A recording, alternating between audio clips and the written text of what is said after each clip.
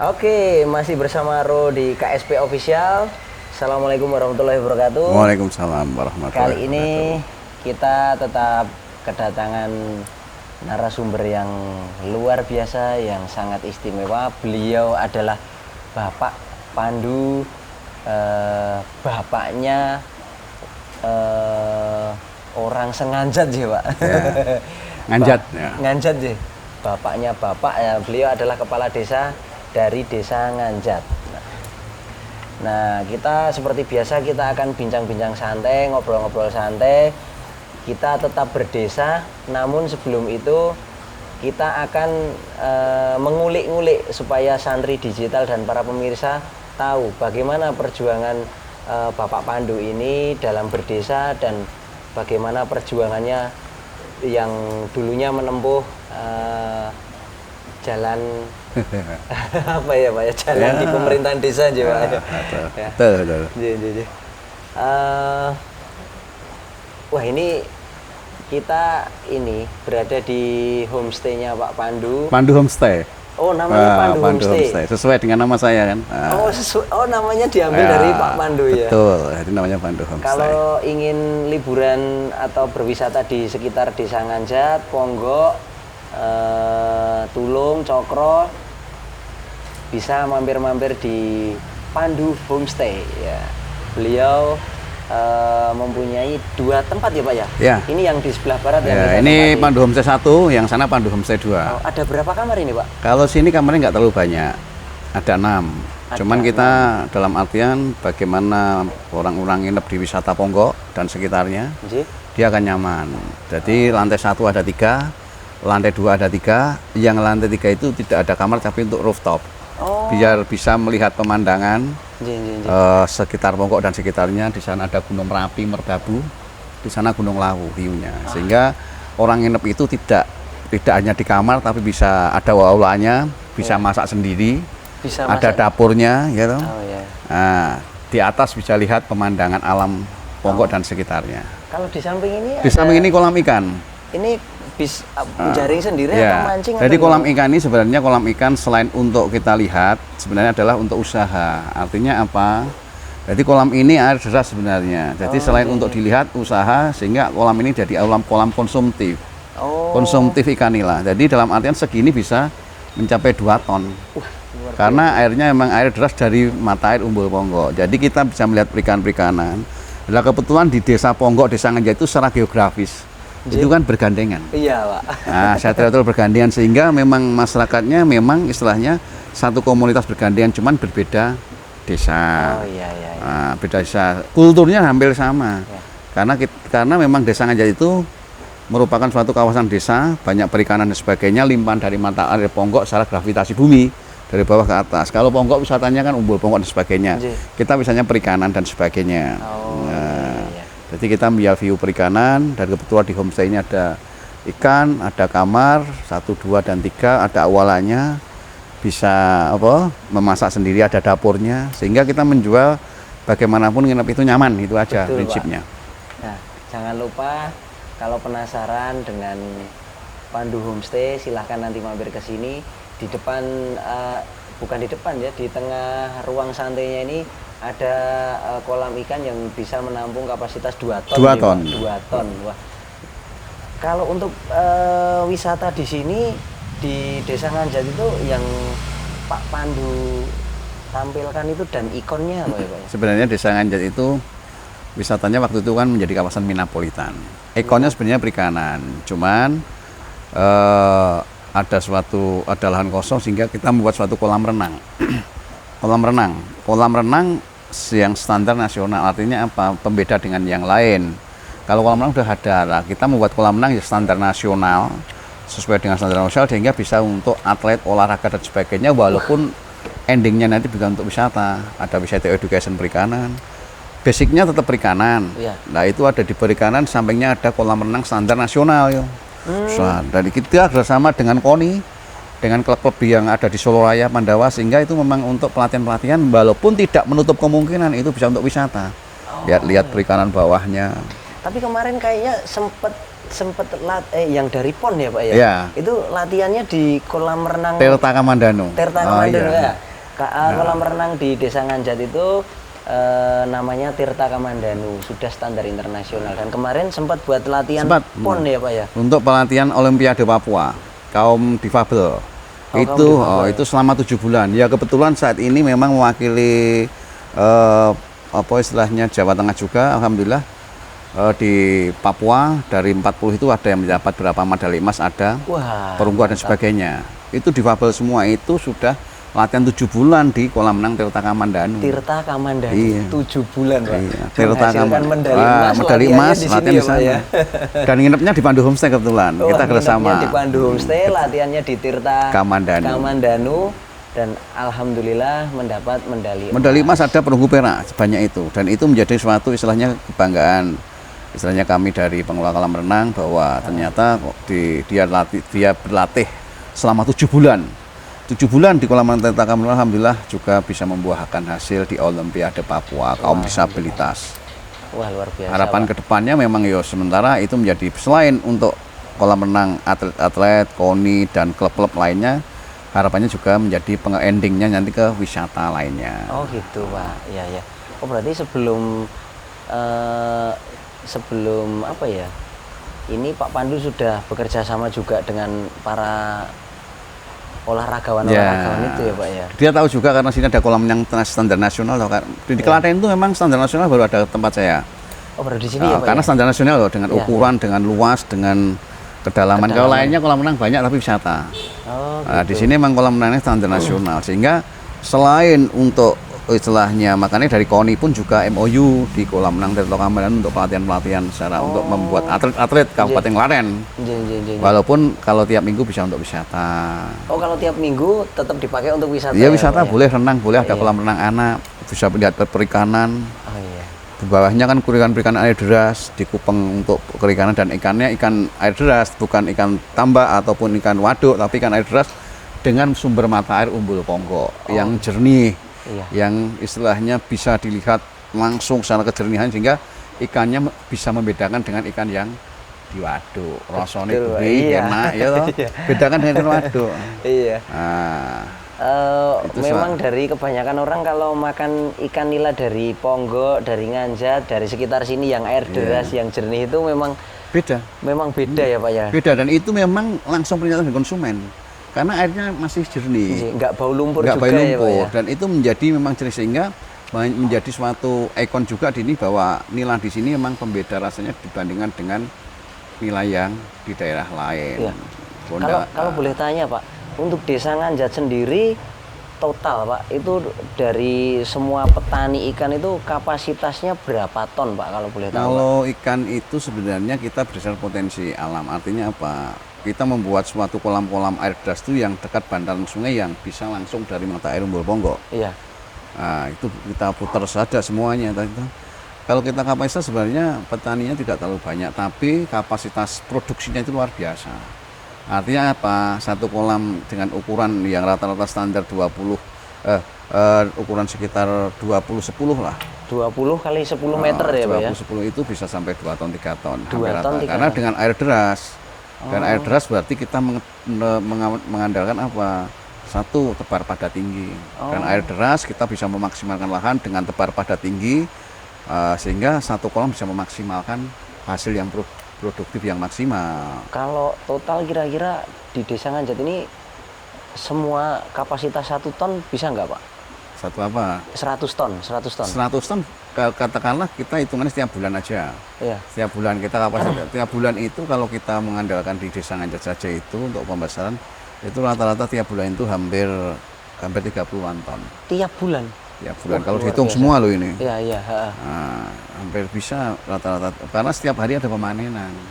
Katakanlah sehari kita panen 1 ton, berarti 30 hari kan 1 bulan tuh, bisa 30 ton. Seperti itulah gambarannya. Jadi nggak salah ya, memang yang di sini memang yang di branding itu untuk apa namanya, perikanannya ya Pak? Perikanannya, karena memang kita mengandalkan potensi alam, limpahan air secara gravitasi bumi. Iya, gitu. Dari atas dari ke bawah, mata air Umbul Ponggo. Iya. Nah, kita syukuri aja. Ya.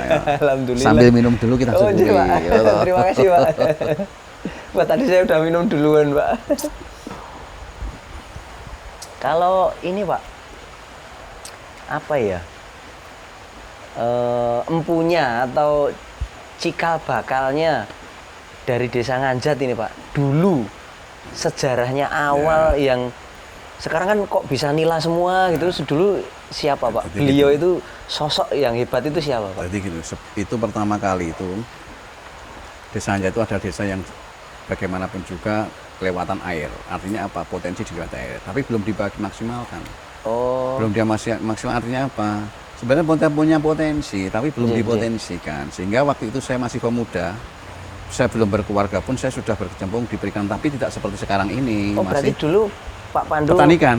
petani kan? Iya, petani Sebelum kan. berkeluarga sih Pak? Sebetulnya petani kan, dan Oh, itu iya, masih iya, sistem tradisional. Kita bikin empang kecil-kecil. Oh Nah, iya, iya. setelah mulai tahun 2007 saya menjadi kepala desa, Iya. saya berpikir kita punya potensi alam yang luar biasa, kenapa nggak kita kembangkan? Sehingga waktu itu memang saya berpikir bagaimana mengubah mindset Iya, iya. tanah-tanah yang tidak produktif. Heeh. Kalau tanam padi ya nggak bisa, tanduri apa ora iso, Nggih. harganya juga tidak mumpuni. Ya sekarang akhirnya kita mindset dari perikanan. Nah, akhirnya saya buatlah suatu perikanan waktu itu, walaupun masih semi permanen. Yang jelas kita punya berpikir bagaimana pangsa pasar. Artinya apa? Pasar kita kebetulan di Janti itu banyak pancingan. Nggih, nggih. Nah, kita lobby dan akhirnya berjalan walaupun secara lokal. Oh berarti dulu itu salah satu sosok Saya pencetus pertama pionir kali. itu Pak Pandu sendiri. 2007 yang buat kolam. 2007 ya, Pak, ya? Oh, 2007. Setelah semi permanen, saya 2009 setelah menjabat kepala desa 2009 karena saya basic saya juga petani ikan. Saya Menjabat berpikir dari 2007 7. juga ya Pak ya? 2007 Iya, itu saya menjadi kepala desa, Ya. tapi itu tanah-tanah masih belum produktif. iya. Oh. Tapi saya udah buat kolam-kolam sendiri waktu itu kan Nggih. untuk istilah selain untuk apa ya penghasilan, tapi untuk anu lah, karena saya memang hobi saya di perikanan. Iya. Selain itu tapi belum kita maksimalkan seperti sekarang. Jadi seperti sampingan waktu itu. Iya, iya. Sehingga 2009 saya bersama dinas saya mengajukan DAK namanya dana alokasi khusus. Saya disurvey dan sebagainya tempat-tempat itu dan akhirnya di-deal semua karena memang potensinya ada, Iya. kemauan ada, sehingga waktulah mulai dari saya melihatkan mulai dari kolam-kolam yang tidak semi permanen kita permanenkan, dan 2008 2009 menjadi kawasan Desa Nila. 2008 2009 Desa Nila. kawasan desa Iya, Nila. Pak Gubernur ke sini. Oh Pak Gubernur. Pak Haji Bibit ya, Pak? Waluyo waktu itu. Saya masih iya. kepala desa 2 tahun. Oh iya, iya. Kesinilah waktu itu kalau harus di situ Kampung Nila atau Desa Nila dan sebagainya luar biasa. Air pada tinggi dan sebagainya. Tahun 2011 kita mencanangkan kawasan Minapolitan dengan menghadirkan waktu itu Pak Wadil Muhammad. Wadil Muhammad ini Menteri Kelautan Perikanan waktu itu di Desa Nganjat. Iya. Karena Desa Nila nggak bisa satu desa, sehingga harus melibatkan kawasan lainnya, termasuk Jimos, Borok, Jimbos, termasuk Jimos, termasuk Janti, termasuk Ponggok dan sebagainya. Kita membuat segmen. Oh itu nggak bisa ya Pak? Nggak Dalam bisa, satu desa karena nggak bisa ya harus Pak? berapa, itu syaratnya harus berapa hektar. Oh gitu. Jadi ada namanya istilahnya seperti sentra, Oh iya, sentra iya. pembenihan, sentra pembesaran, Iya, sentra iya. pengolahan, sentra lah. Termasuk Ponggok Nganjat itu menjadi sentra pembesaran. Oh, tapi yang menghubungkan sentra-sentra itu pionirnya salah satunya Pak Pandu Iya, ya? waktu itu saya menjadi kawasan Minapolitan dan kebetulan di Minapolitan itu sampai sekarang saya masih dipercaya menjadi pengurus ketua klaster Iya. Minapolitan Kabupaten Klaten. Itu berapa desa Pak? Itu di Kecamatan Polan ada sekitar Ponggok, Nganjat, Jimos, Janti, Sidowayah, 5 desa. Oh 5 desa. Wah, luar Tambah biasa. 2 desa kecamatan lain, Kecamatan Karanganom, Karanganom. satu desa Jeblok sama Kecamatan Tulung. Itu Oh. desa Daleman. Jadi 7 desa.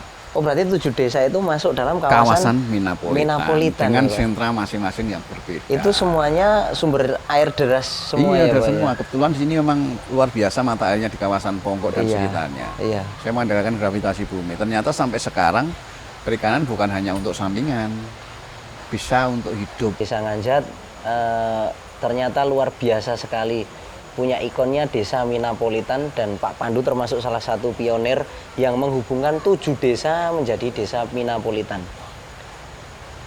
Jika nanti ingin bertanya-tanya silahkan sekolah di sini ya Pak. Tapi ngomong kita tanya dulu ding. Nah Pak ini kalau untuk perikanan nih Pak, berarti apakah di Desa Nganjat itu ada pakai studi tentang perikanan atau studi banding singkat gitu Pak? Sebenarnya ada juga. Oh, ada Ini juga. banyak juga studi banding. Bahkan untuk skripsi studi banding. banyak juga dari kelompok-kelompok luar kabupaten. Luar kabupaten. Bahkan luar Jawa Tengah juga ada, dari Jawa Barat waktu itu saya dibanding di sini tentang bagaimana tentang budidaya Ikan nila. Oh, nah, iya. karena spesiesnya sini nila. Oh, spesialnya khusus satu nila ya, Pak? Sebagai narasumbernya biasanya saya sendiri. Oh, gitu. Di Kabupaten Klaten itu pun kalau ada suatu istilahnya pelatihan dan sebagainya, salah satu narasumbernya saya, karena saya sebagai penyuluh swadaya juga. Selain penyuluh swadaya itu penyuluh mandiri. Oh, iya. Yang sudah ditetapkan di Kabupaten Klaten. Oh, iya. Nah, jadi jika para rekan-rekan dan santri digital ingin studi banding dan tahu bagaimana sih seluk-beluk tentang budidaya ikan nila, silahkan datang ke Desa Nganjat, nginepnya di Pandu Homestay. Ya, Pandu Homestay. Nah, kita bisa sambil renang di Umbul Ponggok juga bisa. Oh iya, nanti kan renangnya di Umbul Ponggok. Karena ini berdekatan dan geografinya hampir sama ya, Pak ya. Ponggok sama Nganjat ini. Kita sudah tanya-tanya sama Pak Pandu hal yang sangat luar biasa, tapi kan teman-teman belum banyak yang tahu. Nah, ini siapakah sosok Pak Pandu ini, Pak?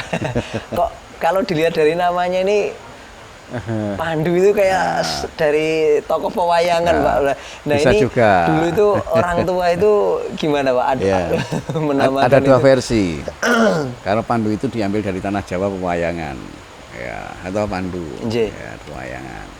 Jadi ini jenis Pandu kan istilahnya kan nek wong biyen jane raja ya toh. Nah, itu nanti. Sekarang juga terus jadi ada dua, versi yang kedua adalah Pandu itu pramuka. Pandu itu pramuka, Pak. Pramuka itu ada yang Pandu. Pandu kan juga pramuka. Oh iya, betul. Sering kemah, berkelana dan sebagainya. Raja Muda Karana. Raja Muda Karana, betul, Pak. Sehingga saya menamakan kolam renang saya, mencetuskan kolam renang itu juga saya namanya apa? Tirta Kamandanu. Tirta Kamandanu. Tirta Banyu, iya. Kamandanu ini diambilkan dari istilahnya dari tokoh-tokoh istilahnya Banyu. Istilahnya kalau di pewayangan itu istilahnya Banyu Suci. Banyu Suci. Artinya apa? Orang yang bisa mandi di Tirta Kamandanu ya esok kembali suci gitu. Nom, awet nom, sering bojo, ndek bojo. Lah itu nggak tahu juga. Iya, betul. Itu memang diambil dari versi seperti itu. Tirta Kamandanu. Tapi kalau dari orang tua sendiri, apakah dulu Pak Pandu pernah tanya, ini sebenarnya filosofinya apa ya, Ibu, Bapak, atau gimana itu? Filosofinya karena Pandu itu ya diambil dari satu, memang dia mengambilnya, bapak saya senang nonton wayang. Oh, iya, wayang. Dan yang pertama nonton wayang, keduanya bapak saya itu juga di pramuka. Oh. Nah, waktu itu polisi juga kan. Oh, jadi filosofi dua-duanya itu dapat semua ya, Pak? Saya polisi juga di apa istilahnya abdi negara. Iya. Sehingga diambillah dari dia senang pramuka. Akhirnya diambillah nama Pandu dan dia senang nonton wayang. Klop satunya. Kalau Pak Pandu berapa bersaudara, Pak? Saya ada 6 bersaudara. 6 bersaudara. 5 bersaudara. 6 bersaudara, saya nomor 3. Oh, Pak Pandu nomor 3. Dan semuanya mengabdikan diri di negara atau hanya Pak Pandu sendiri ya? Sementara yang mengabdikan di negara saya sendiri. Lainnya swasta. Swasta ya. Dulu awal mula perjuangan apa ya, Pak ya? Landasan awal itu visi misinya apa, Pak? Ketika membulatkan tekad ingin menjabat atau mencalonkan diri sebagai kepala desa, Pak. Visi misi saya yang jelas bagaimana kita itu bisa mengabdikan kepada masyarakat. Karena apa? Kepala desa itu pada prinsipnya adalah pelayan masyarakat. Iya. Pelayan masyarakat artinya apa? Kita harus bisa melayani. Bukan kita sebagai istilahnya masyarakat abdi, bukan, kita sebagai abdi masyarakat. Malah yang melayani ya, Pak ya. Bisa melayani. Berarti pun juga melayani karena memang kepala desa itu dalam ranahnya sebenarnya bukan pegawai negeri ya. Betul. Kepala desa. Jadi kepala desa itu artinya istilahnya dia sebagai pelayan masyarakat, mengabdi kepada masyarakat, sehingga tugas sosial masyarakat itu hampir 24 jam. Beda orang pegawai negeri apa negeri kan sudah selesai. Kalau saya 24 jam, misalnya nyuwun sewu, sosial masyarakat itu ada orang kematian. Iya. Orang padu, orang gelut, sosial masyarakat, orang gotong dan sebagainya, itu tugas kita sebagai sosial masyarakat. Terjun langsung bersentuhan dengan masyarakat. Berarti kalau orang-orang gelut ya Pak Pandu menengahi gitu ya. Karena memang itu sebenarnya tugas sosial yang paling berat di situ. Iya. Bagaimana kita masyarakat itu bisa istilahnya kondusif, Iya. hidup rukun. Bagaimana misalnya masyarakat ada cerah, ada perbedaan dan sebagainya, kita menyatukan. Ada padudon, warga padu, warga itu ya, kita Menengahi. menyatukan. Itu sebenarnya tugas sosial masyarakat. Iya, betul, Pak. Kalau tugas masalah administrasi sudah ada staf-staf. Tugas kepala desa itu adalah pelayan masyarakat, dia melayani masyarakat kalau bisa itu 24 jam. 24 jam. Gitu. Jadi Pak Pandu Seperti itu. ketika ada permasalahan di desa jam berapa Pandu Harus siap. Siap ya Pak Ada ya? masalah malam misalnya ada orang istilahnya bertengkar. Iya, iya. Keluarga dengan keluarga ya kita terjun, itulah tugas kita. Kalau dia sudah menyelesaikan masalah, rampung, kita juga bangga. Oh, masyarakat kita yang tentrem. Iya. Kalau Seperti anu itu. Pak, apa kalau kita kan dari peninggalan ya sistem-sistem dari masa lalu kan memang seorang tokoh-tokoh mohon maaf nih kayak pejabat itu kan biasanya pinginnya dilayani nih. Nah, Pak Pandu membalik mindset itu semua.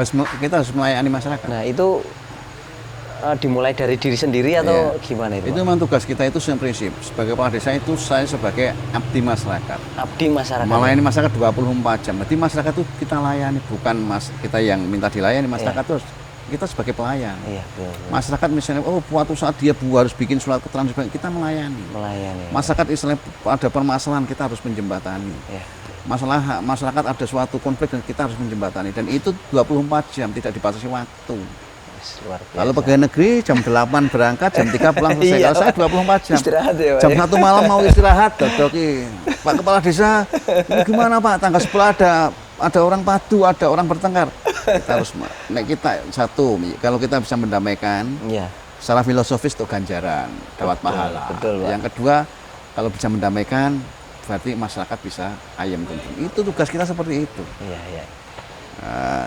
Dulu sebelum menjabat sebagai kepala desa, background Pak Pandu selain dari perikanan apa ya Pak? Saya nak jalanan dulu. Wah, jalan Pak. Basic saya, sehingga itu mendewasakan saya. Oh gitu. Saya itu bukan apa-apa, karena saya di jalanan itu saya juga lama, sehingga di jalanan pun menjadi suatu bagian dalam kehidupan saya. Artinya apa? Itulah yang mengembleng saya. Oh dari membentuk mental Ya, itu membentuk masa, mental masa empati mudanya. tinggi. Orang-orang Oh, iya. jangan dipandang orang jalan itu jelek, enggak. Itu tergantung. Sehingga di orang-orang jalanan itu pun saya pernah di orang jalanan lama. Iya, iya Pak. Selama sebelum kuliah pun saya juga di jalanan. Dan itu saya membaur dengan orang pengamen dan sebagainya. Dan itu ternyata luar biasa empatinya, luar biasa termasuk kekeluargaannya. Oh berarti Pak Rasa Pandu. solidaritasnya. Dan itu menjadi suatu hikmah positif. Kita ambil hikmah positifnya. Iya, iya. Negatifnya kita buang. Iya, iya, iya. Positifnya kita ambil, sehingga dengan positif itu akan membentuk mental kita. Bagaimana kita empati kepada sama, sehingga itu dibutuhkan di masyarakat. Oh, Saya nggak tahu juga setelah itu nyatanya saya bukan awam Pak. Saya basicnya orang jalanan. iya, iya. Ternyata saya bisa kepala desa, saya nggak tahu. Karena saya kemungkinan masyarakat nilai saya itu setiap ada permasalahan saya menjembatani. Oh, Ada suatu menjembatani, saat menyelesaikannya itu ya, Pak, menjadi ya? suatu penilaian masyarakat. Ternyata saya menjadi kepala desa pertama kali sampai sekarang, saya sudah 3 periode. Sudah 3 kali periode, artinya apa? Sudah entek, sudah mentok, nggak bisa jabat lagi. Iya, iya. Wah ini kayaknya Berarti apresiasi sama masyarakat. Dan iya. saya juga terima kasih kepada masyarakat saya di Desa Nganjar yang sudah luar biasa mendukung saya, membantu saya, mengangkat saya, mempercayai saya. Bahkan istri saya menjabat kepala desa pun sudah 3 kali. Wah masyarakat saking Nah, apa ya Pak seperti ya, itu. mungkin saking sudah chemistry-nya sama Pak Ah, Pandu iya, udah itu. ini ya. Nah, kita nggak usah lihat luarnya, Iya, lihat betul. luarnya, tapi kita bagaimana kita action kita pada masyarakat. Wah, Karena luarnya memang saya basicnya, saya cerita saya orang jalanan. berarti Pak Pandu itu seperti sekolah alam ya Pak ya, Sekolah malah alam. di jalanan ya. Itu seperti kemarin kita juga sempat ngobrol-ngobrol dengan kepala desa Pondok Ya, sama Mbak Pak Budi itu juga CS saya. Wah ternyata CS juga CS ya Pak. saya itu kan itu juga, tapi kan umurnya lebih tua saya, dia kan ikut saya gitu. Oh, Itu gitu. menjadi dia bukan apa-apa, kita ambil hikmah positifnya saja. Oh iya, iya. Bahwa itu bagian dari masa lalu, tapi kita ambil hikmahnya, memang ternyata memang itulah suatu pendewasaan saya dalam kehidupan sosial masyarakat. Wah, di sini nih kayak ada jahitan, wah jangan-jangan itu Wow, bekas ini bekas masa lalu juga ya Pak. ya? Ini jahitan ini memang memori saya tahun 95. Tahun 95. 95 saya masih di jalanan, saya berkelahi. Dan Itu Pak saya Pandu masih kuliah masih, atau? saya masih kuliah, tapi saya nggak pernah kuliah waktu itu. Saya karena kuliah nggak pernah kuliah, saya nongkrongnya di terminal, saya ikut ngamen. kuliahnya di terminal berarti, terminal Pak. ngamen, saya nggak tahu juga itu bagian masa lalu. Iya, iya, Pak. Terus sampailah terjadi suatu perkelahian, saya sini kena, bukan kena antem ya, tapi kena benda. Benda tajam itu, Pak, atau Benda gimana? tumpul batu, saya ditimpuk dilempar oleh batu? Bukan dilempar, ditimpuk dari belakang. Wih, Dan itu saya masuk rumah sakit atau sudah masuk rumah sakit, pagi saya sudah dijahit banyak. oh berarti pas waktu kena batu itu sempat nggak sadar, Pak? Saya sadar sempat krut gitu, tapi nggak sadar. Sudah tahu-tahu saya udah lari karena satu situasinya tidak memungkinkan. Ya alhamdulillah saya masih diberikan umur panjang. Alhamdulillah. Waktu itu tidak sampai istilahnya sampai dibunuh dan sebagainya. Dan itu memang pertarungan tahun 95. Itu menjadi suatu masa lalu yang tidak terpisahkan. Semoga itu menjadi hikmah saya ke depannya. Memang saya juga menghimbau kepada masyarakat saya yang penting istilahnya karena saya bisa ngomong saya ngelakoni. Iya. Sehingga dan itu pengalaman masa lalu itu kalau diingat ya kadang guyoknya dan ini ya. Tapi ya ternyata saat itulah menjadi muncul jiwa saya kebersamaan empati kepada sesama di desa kami sehingga masyarakat itu tahun 90 tahun 2007 istilahnya bagaimana saya akhirnya masyarakat banyak yang mencalonkan saya kepala desa dan alhamdulillah saya jadi kepala desa mutlak. Dulu lawan Pak Pandu itu berapa, Pak? Satu. Oh ada dua pencalon. Tapi alhamdulillah saya mutlak. Saya mutlak dan saya tanpa sepeser pun duit. Mutlak, Pak. Itu awal mula Pak Pandu pas waktu di periode pertama ya. Mutlak. Dulu Pak Pandu itu mengalami titik balik. Wah, aku wis pengen ngabdi nang masyarakat, aku pengen berbuat hal yang positif itu titik baliknya itu ketika masa-masa masih kuliah atau ketika sudah beristri atau gimana, Pak? Itu gini, secara saya selama pas masih kuliah mulai tahun 95 sampai 97. Itu ngomong-ngomong kuliahnya berapa semester, Pak? Saya kuliah nggak hitung, saya 9 tahun baru selesai. Mahasiswa abadi. 9 tahun, berarti kalau dihitung semester 18 semester, Pak. Semester. Tapi sistemnya nggak sistem DO waktu itu, tetap saya itu tetap nggak pernah kuliah, saya itu di terminal terus, tapi itu pengalaman kemen saya yang sampai saat ini ternyata, tapi saya lulus. 99 tahun 99 saya lulus. Nah setelah lulus itu saya 99 lulusnya itu, Pak? Lulus, saya rabi, saya nikah. Oh, nikah. Saya nikah belum punya pekerjaan. Tapi itu sama-sama satu kampus atau gimana, Pak? Enggak satu kampus. Istri saya luar biasa. Setiap kali saya apel ke sana, dia menerima saya. Walaupun saya masih saya bukan apa cerita, saya masih waktu itu masih senang minum. Tapi luar biasa dia menerima saya. Dia menerima apa adanya. Dia mensupport saya dan saya pas saya pacaran dengan istri saya belum rampung kuliah. Oh, istri. Saya semester akhir. Oh, yang belum selesai kuliah? Saya pacaran dengan istri saya itu saya belum kuliah, saya semester akhir. Istri saya mensupport terus. Harus rampung, saya rampung. Setelah rampung, saya ijab. Itulah titik balik saya. Ketika pas habis ijab kabul itu, Pak? Ijab kabul, orang tua saya udah sakit semua. Stroke dan sebagainya, sehingga saya berjuang. Saya tidak mencari kerja. Artinya apa? Setelah saya nikah, sekarang ini nikah hari ini, orang tua saya stroke. Dan saya setelah itu saya berkeluarga, saya merawat ibu saya di rumah sakit. Jadi pas posisi belum kerja habis nikah ya, Pak, ya? Honeymoon saya itu di rumah sakit. Honeymoonnya di rumah sakit? Di rumah sakit, ibu saya stroke. Dan ibu saya stroke, bapak saya juga sakit, sehingga saya nggak bisa cari kerja. Mau kerja, siapa yang nunggu ibu saya? Harus saya sendiri, karena yang di rumah cuma saya. Semua keluarga sudah mencar semua. Sehingga saya merawat ibu saya sampai 3-4 tahun. Sampai meninggalnya dia, sehingga saya tidak pernah merasakan bekerja di perusahaan apapun, walaupun saya punya sarjana ekonomi. Cuman itu menjadi gembelaan hidup saya. Tapi Bapak titik balik.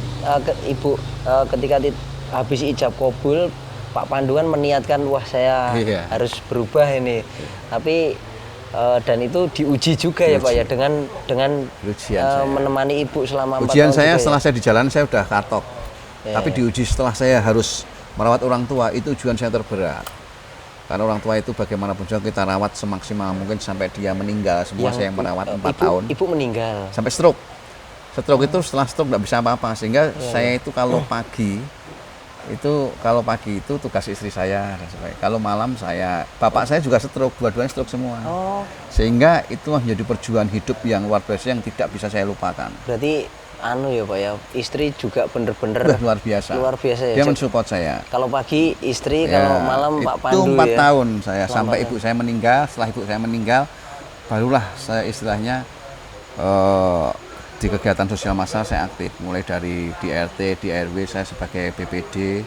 Tapi itu udah jadi petani nila belum Pak? Sudah.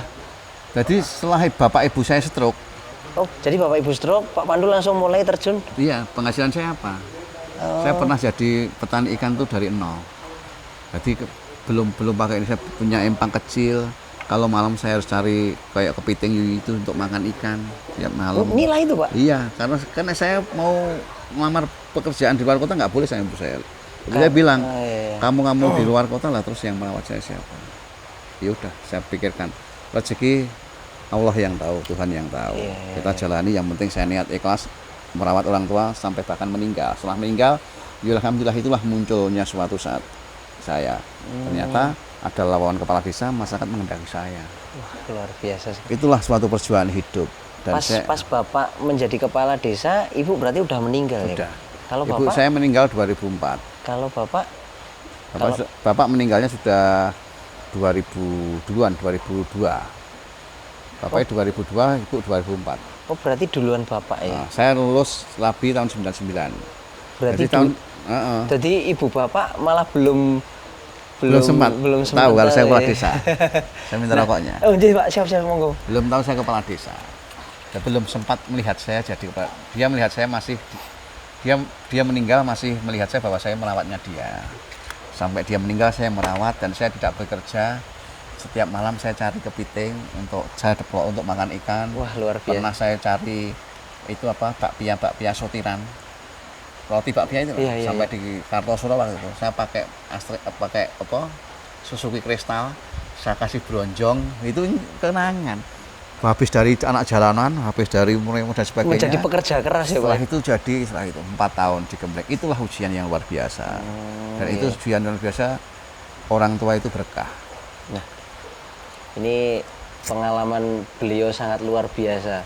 Jadi intinya senakal apapun harus kembali ya Pak ya, harus Diuji. kembali, dan begitu Pak Pandu kembali, beliau tidak bermalas-malasan dan bekerja keras Pak. Dan itu saya bekerja selama 4 tahun itu seperti istilahnya tidak tanpa lelah. Di sisi lain kalau siang saya merawat orang tua, kalau malam saya merawat, kalau siang istri saya. Oh, berarti ketika pagi siang itu dibantu istri, Pak Pandu keliling nih nyari kepiting, Saya nyari kepiting malam. Oh, nyari malam. Saya malam, setelah itu malam saya nggak bisa tidur karena ibu saya kalau dia bikin dia pengen buang, pengen pipis itu saya yang urusi. Kalau siang istri saya. Oh, kalau yang sampai Kartosuro itu Saya pagi. pagi cari roti itu.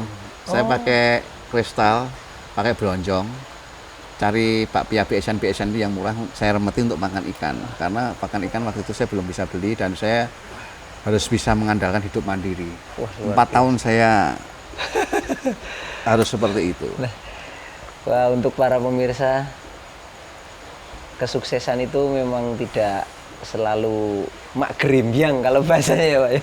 Nah, salah satu Pak Pandu juga telah menceritakan bagaimana perjuangan beliau dari petani ikan, dan dari petani ikan itu beliau tetap setia merawat ibu bapak nih Pak ya. Dan Ibu bapak akhirnya- itu berkah. Berkah luar biasa, orang tua itu doanya luar biasa. Makanya saya mengimbau pada pemirsa saudara, selama masih punya orang tua, alhamdulillah hargailah dia.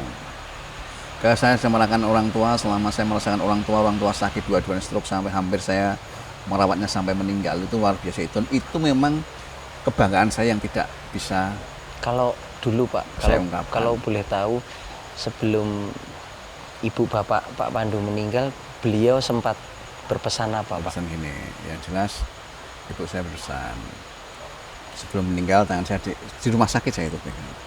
Yang jelas itu Itu pas waktu di rumah sakit ya? sebelum meninggal dia pamitan, yang jelas cuman dia bilang wis tak dongake tak pengestoni penyuwun kapus, yang penting aku wis matur nuwun mbok openi. Cuman Cuma itu dari ibu. ibu saya. Kalau bapak? Bapak saya itu sebelum meninggal saya yang di dekatnya samping terus, sebelum dia meninggal saya yang karena dia kan juga stroke juga. Iya. Saya ngopeni juga kalau apa dan sebagainya. Sebelum meninggal, dia istilahnya juga memberikan restu juga. Yang penting siji bulatkan tekadmu. Yang penting siji apik karo sepodo padaning urip. Apik Karo karo sepodo padaning urip. sepodo padane Berarti urip. kudu baik dengan sesama. Itulah modalmu. Eling karo sing urip wis cukup itu. Padahal itu waktu itu saya sebelum itu mudanya luar biasa. Tiap hari saya di terminal, saya gelut, saya mendem dan sebagainya. Itulah suatu perjalanan. Dan titik balik dari itu langsung titik balik. Sudah suatu keadaan. Terus saya berpikir tidak ada yang bisa istilahnya bisa mengentaskan saya kecuali diri saya sendiri dan Tuhan atau berarti Gusti Allah. kesadaran itu sudah mulai muncul ya Pak ya? Mulailah saya itu seperti itu dan saya merawat orang tua dengan ikhlas. Selama 4 tahun lah saya merawat orang tua. Kalau pas ini Pak, ketika Pak Pandu ini awal mula mencalonkan diri sebagai kepala desa dan alhamdulillah kan sudah berhasil. Nah, ketika berhasil itu hal yang terbersit itu pertama kali apa Pak? Apakah anak istri ataukah almarhum ibu bapak? Saya terbersit itu luar biasa dan itu seperti mujizat. Artinya apa? Saya itu pas menjabat kepala desa pertama kali itu luar biasa juga nggak tahu juga itu walau alam. Artinya apa? Saya menjalani hidup seperti air mengalir. Setelah bapak ibu saya itu meninggal, dia saya nggak punya apa-apa. Ada masyarakat sebagian menyatakan Pak Pandu untuk maju lurah semua dan akhirnya saya dengan masukan-masukan saya maju dan saya maju tanpa spesial apapun. Berarti punya duit. malah dorongan masyarakat dulu ya Pak ya? Saya itu maju kepala desa pertama kali itu saya tidak pakai duit, tidak punya duit, tapi masyarakat memberikan suatu sumbangan. Saya itu dapat istilahnya seperti kayak beras, itu hampir 2 kintal sumbangan warga. Sumbangan warga? Rokok sumbangan warga, semua sumbangan warga. Luar biasa. Makanya saya berhutang budi pada masyarakat saya. Iya. Apapun yang dari masyarakat saya, bagian saya apapun, itu apa dia masalah, saya BKP. Wah luar biasa. Sehingga sekali. sampai segini alhamdulillah saya percaya menjadi 3 kali periode. Iya. Kalau dari sosok istri Pak, istri kan wah sosok yang sangat gemati banget, Dia hebat luar banget. biasa. Nah itu ketika Pak Pandu resmi dan sah menjadi kepala desa itu tanggapan pertama dan doa pertama itu apa Dia Pak? nangis juga. Dia menangis karena dia posisi saya tahu. Oh Dan awal mula langsung menangis ya Pak ya? istri saya itu tahu persis saya. Basic saya tahu, saya itu orang jalanan tahu, tapi dia menerima apa adanya. Iya. Saya ke sana waktu pertama kali ke sana saya apel. Kalau dia orang itu nggak mau. Apel padahal saya itu waktu pas apel minum. Saya minum. Karena kurang pede waktu itu kan. Minum. Ternyata dia menerima. Berarti luar biasa. Iya. Artinya apa? Sebelum masa saya keadaan saya terpuruk, keadaan saya begini, dia menerima. Setelah apalagi sekarang saya segini kan akhirnya saya juga bersyukur dengan istri saya dan dia support pertama kali. Istri saya itu support saya. Dia mensupport saya. Dia tahu kalau saya bekas anak jalanan tahu. Dia tahu. Yang saya bilang saya tahu kalau saya bertato tahu juga. Saya itu bertato banyak. Wah bertato banyak Pak? Waduh. Alis saya tato kok. Loh, itu tato Pak? Alis saya tato tahun 95 belum ada seperti ini. Nah, itu rambut saya panjang segini. Nah, rambut saya foto saya masih rambut saya panjang. Itu sebenarnya kalau ambil positif luar biasa dan itu bagian hidup saya yang tidak terpisahkan. Ternyata anak jalan itu kita positifnya juga banyak. Walaupun orang berpikir negatif. Iya. Tapi positifnya banyak. Artinya apa? Artinya rasa solidaritasnya tinggi, kekeluargaan tinggi, kebersamaan, empatinya tinggi. Sehingga itu menjadi basic saya menjadi kepala desa juga.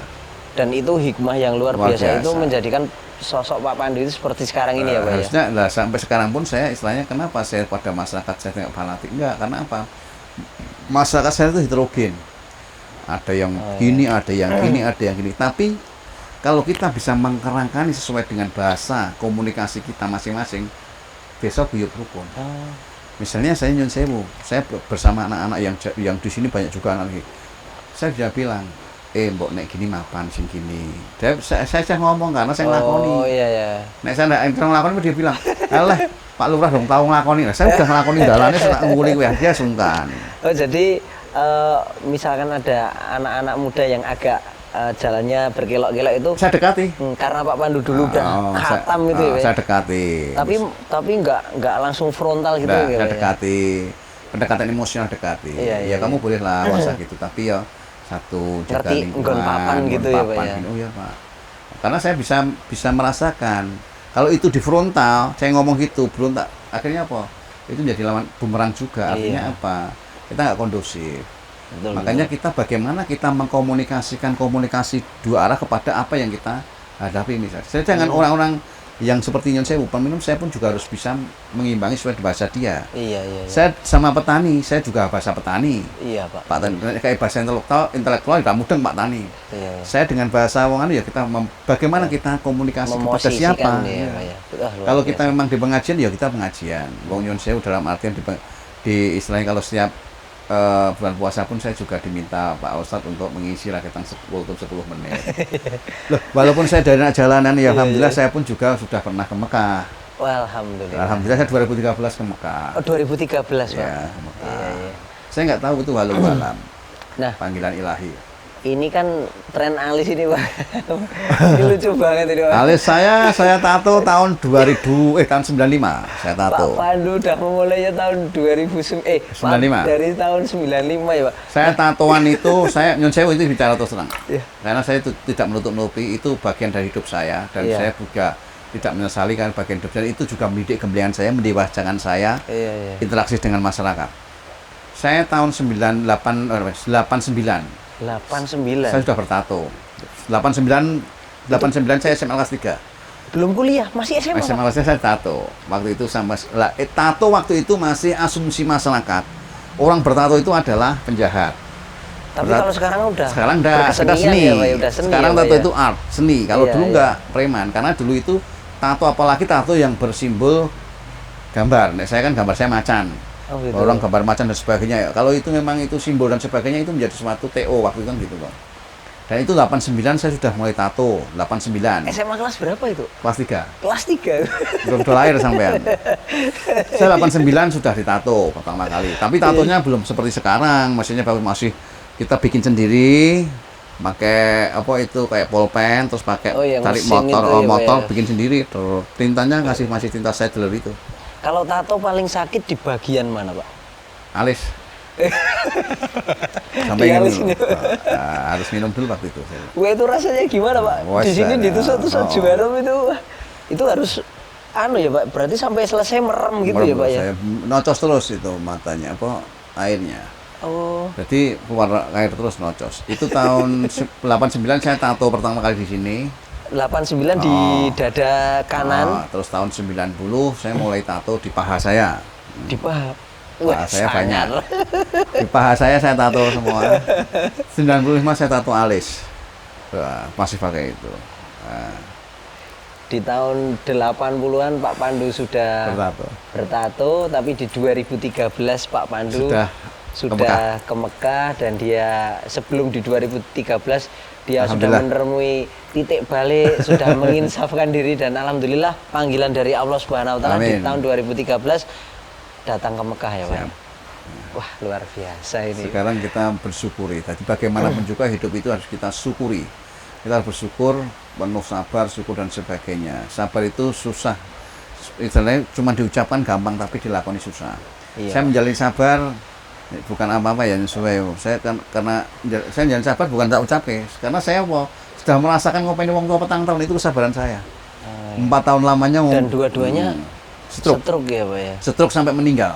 Tapi itu posisi Pak Pandu merawat orang tua itu kakak dan adik itu apakah sudah mentas semua atau Sudah. gimana? Karena sudah istilahnya dia sudah punya keluarga masing-masing. Dan sebetulnya yang masih nganggur saya sendiri. Ya saya ngopeni orang tua. Dan itu kewajiban saya dan saya bersyukur. Saya lebih bersyukur ngopeni orang tua dalam bekerja dengan. Ternyata itu Jadi- hikmah luar biasa. Oh iya. Nah, Dan itu hadiah terbesar hadiah ya, terbesar Pak, ya? dan itu tidak akan saya lupakan. Nah, keluarga saya kan sudah bekerja. Iya, iya. Dia kan masih kesibukan masing-masing lah. Iya. Waktu itu saya nggak cari kerja, ibu saya kebetulan pengen ikut saya. Ya udah saya sing ngopeni. Mantap, ngeri sekali, Pak. Wah, ngeri. Dari anak jalanan, dari preman, ngopeni wong tua dan sekarang alhamdulillah kita bisa mengabdikan masyarakat, Iya. bisa mengabdikan masyarakat semaksimal mungkin. Terima kasih masyarakat saya, Desa Nganjat. Kebetulan saya sampai dipercaya 3 kali periode. 2007 saya kepala desa sampai sekarang. Wah, luar biasa sekali. Wah, Pak Pandu juga sangat dari lubuk hatinya berterima kasih kepada seluruh masyarakat Desa Nganjat ya Pak. Ya. Terima kasih. Itu ya bagian dari sosial masyarakat, kehidupan saya juga. Nah ini terakhir Pak. Bukan terakhir, ada dua lagi Pak yang ingin saya tanyakan Pak. Untuk mimpi Pak, mimpi Desa Nganjat itu kira-kira yang memang belum tercapai apa Pak? Jadi Desa Nganjat itu sebenarnya ini mimpi saya, bagaimanapun Desa Nganjat itu alhamdulillah. Saya menjadi kepala desa, saya ada kolam renang dan itu menjadi suatu ikon juga, perikanan juga ada, sehingga itu menjadi suatu aset, kemungkinan suatu saya saat saya sudah menjabat kepala desa Diestafetkan kepada yang lain dan itu menjadi suatu pemasukan desa. Artinya apa? Tidak seterusnya dana desa itu ada. Oh, iya, betul. Suatu saat dana desa nggak ada, kita sudah survive hidup. Artinya apa? Sudah bisa menghidupi desa ini dengan adanya kolam renang, wisata dan sebagainya. Jadi kolam renang itu salah satu aset di desa kami. Kebetulan nanti embrionya nanti saya kembangkan dengan wisata yang lainnya. Apakah itu wisata kuliner dan sebagainya. Toh itu punya strategi masing-masing. Oh, jadi itu mimpi yang iya. Akhirnya apa? Ini, ya, kalau itu nanti ada wisata berkembang, desa wisata berkembang, otomatis roda ekonomi jalan. Artinya apa? Pemberdayaan masyarakat. Kalau wisata jalan, otomatis orang berpikir, aku dodol iki. Lah itulah yang pemberdayaan sesuai dengan ranah dana desa. Betul, nah, setelah itu dana desa nggak ada, kita sudah hidup, sudah ada PAD. Ini mimpinya singkat aja Pak ya. Nanti langsung closing statement. Oke.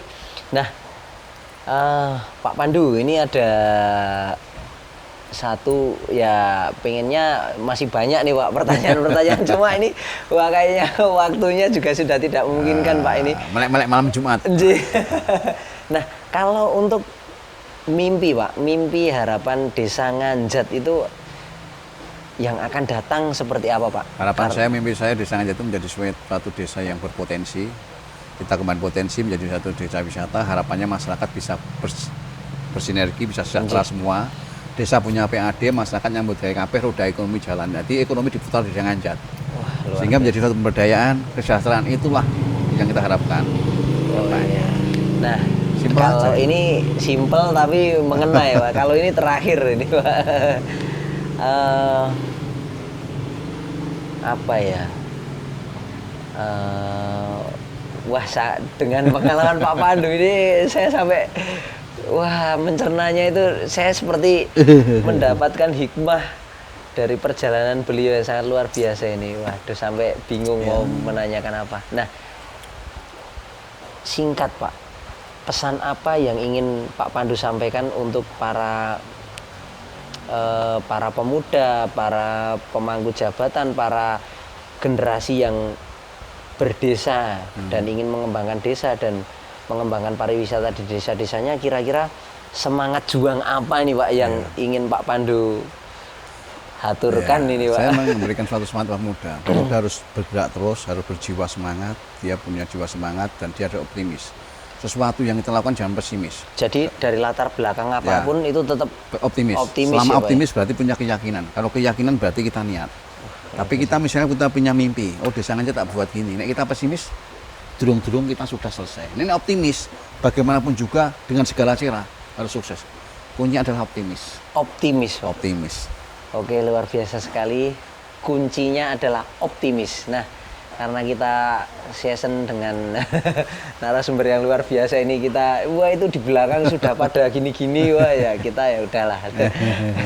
Terima kasih Pak Pandu sukses ya. Untuk waktu. Nggih. Wah, ini luar biasa sekali, tenan, salut sangar. Nah, para santri digital, para sahabat dimanapun Anda berada, Indonesia memerlukan optimisme. Nah, dan hari ini kita sudah dulu sampai sini. Wassalamualaikum warahmatullahi wabarakatuh. Waalaikumsalam warahmatullahi wabarakatuh. Nah, terakhir jangan lupa like, komen, dan subscribe di KSP Official.